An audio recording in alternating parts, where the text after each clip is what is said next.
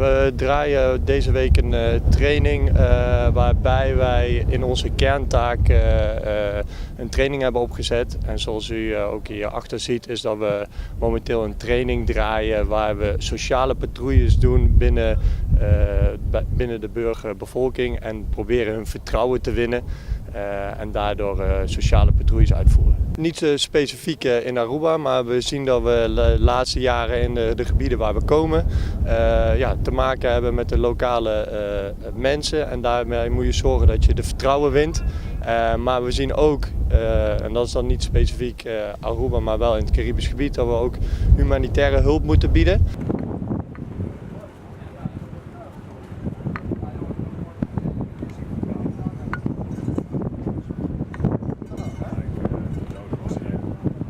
Ja, en daarbij moet je natuurlijk erachter komen waar behoefte aan is door met de lokale mensen te praten.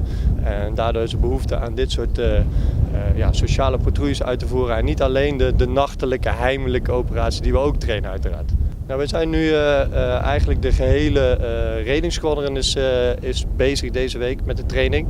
Maar zoals u hier ziet in deze oefening zijn momenteel is er 1 troep bezig. En deze troep bestaat uit om en nabij 28 personen die nu deze oefening draaien.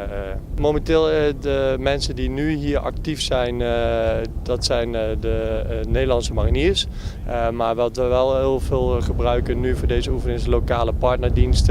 Maar ook lokale mensen voor de roleplay die we belangrijk vinden. Het is niet dat de collega de roleplay doet, maar lokale mensen. Deze training is al maanden terug, is de voorbereiding. Nou, wat u al ziet, die mannen die lopen hierachter.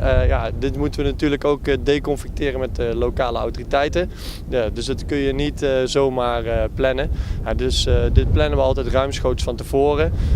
Om de lokale autoriteiten hier te laten weten dat we aan het trainen zijn. En dit valt gewoon in onze kerntaak. En daarom doen we dit gewoon jaarlijks, laten we dit terugkomen. Omdat we gereed moeten zijn voor die taak uit te voeren.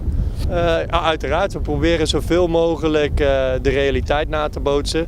Ja, dan kunnen we natuurlijk op de kazerne in Savaneta blijven. Maar het liefst doen we dat buiten de poort en trainen we zoveel mogelijk op het eiland. En met de lokale autoriteiten, maar ook met onze Arubaanse militie.